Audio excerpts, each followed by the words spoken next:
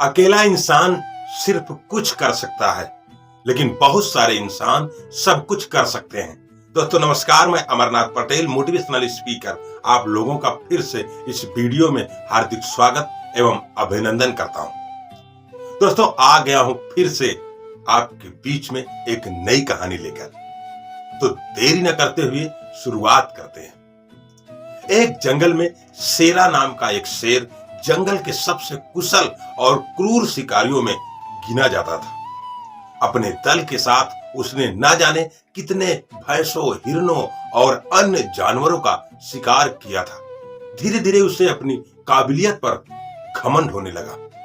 एक दिन उसने अपने साथियों से कहा, आज से जो भी शिकार होगा उसे सबसे पहले मैं खाऊंगा, उसके बाद ही तुम में से कोई उसे हाथ लगाएगा। शेरा के मुंह से ऐसी बातें सुनकर सभी जानवर अचंभित हो गए। तभी एक बुजुर्ग शेर ने पूछा, अरे तुम्हें आज अचानक क्या हो गया है शेरा? तुम ऐसी बातें क्यों कर रहे हो? शेरा बोला, मैं ऐसी वैसी कोई नहीं बात कर रहा। जितने भी शिकार होते हैं उसमें मेरा सबसे बड़ा योगदान होता है। मेरी ताकत के दम पर ही हम इतने शिकार कर पाते हैं, इसलिए शिकार पर सबसे पहला हक मेरा ही है। फिर क्या, अगले दिन एक सभा बुलाई गई। उस सभा में अनुभवी शेरों ने शेरा को बहुत समझाया। देखो शेरा, हम मानते हैं कि तुम एक कुशल शिकारी हो, पर यह भी सच है कि बाकी लोग भी अपनी क्षमता के अनुसार शिकार पे पूरा योगदान देते हैं। इसलिए हम इस बात के लिए राजी नहीं हो सकते कि शिकार पर पहला हक तुम्हारा ही हो।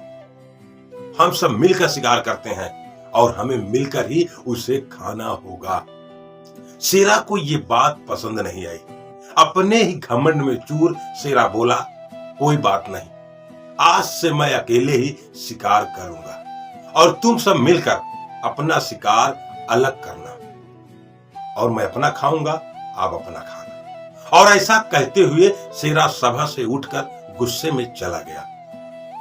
कुछ समय बाद जब शेरा को भूख लगी तो उसने शिकार करने को सोचा और वो निकल लिया शिकार करने जंगल की तरफ। वो भैंसों के एक झुंड की तरफ धाड़ते हुए दौड़ा, पर ये क्या हुआ, जो भैंसे उसे देखकर थर थर कांप उठते थे, आज उसके आने पर जरा भी नहीं घबराए। उल्टे सभी एकजुट होकर उसे दूर तक खदेड़ दिया। शेरा हाँफते हुए अपनी जान बचाकर वहां से भाग निकला। शेरा ने सोचा, चलो कोई बात नहीं, मैं हिरणों का शिकार कर लेता हूं, और वह हिरणों की तरफ आगे बढ़ा। पर अकेले वो कहां तक इन फुर्तीले हिरणों को घेर पाता। हिरण भी उसके हाथ नहीं आए। अब शेरा को एहसास हुआ कि इतनी ताकत होते हुए भी बिना दल का सहयोग पाए वो एक भी शिकार नहीं कर सकता। उसे पछतावा होने लगा। अब वह टीम वर्क की इंपॉर्टेंट समझ चुका था। वह निराश होकर बाकी शेरों के पास पहुंचा और अपने इस व्यवहार के लिए माफी मांग ली, और फिर सब पहले की तरह मिलकर शिकार करने लगे। और एक बार फिर से जंगल उसकी दहाड़ से कांपने लगा।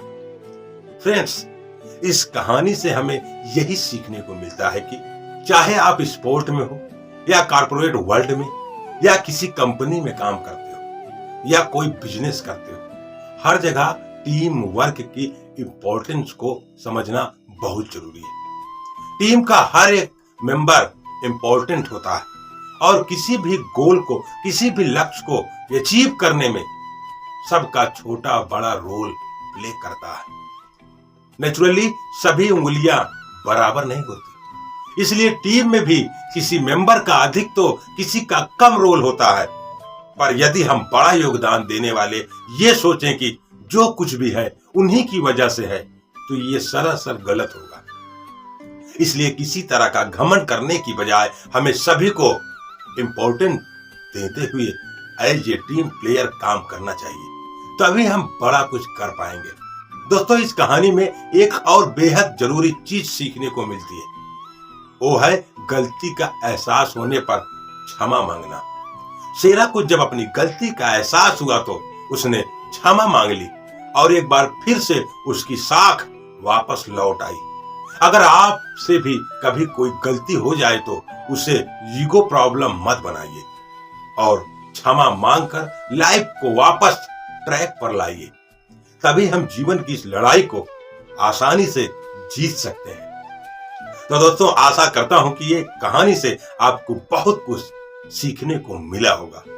तो साथियों, अगर आपको ये कहानी पसंद आई है तो अगली कहानी देखने के लिए आप प्लीज इस चैनल को सब्सक्राइब कर लें और बेल आइकन प्रेस कर दें, ताकि हमारा न्यू वीडियो जैसे अपलोड हो सबसे पहले आप तक पहुंचे। तो दोस्तों, मिलते हैं अगले वीडियो में किसी नई कहानी के साथ, किसी नए टॉपिक के साथ। नमस्कार।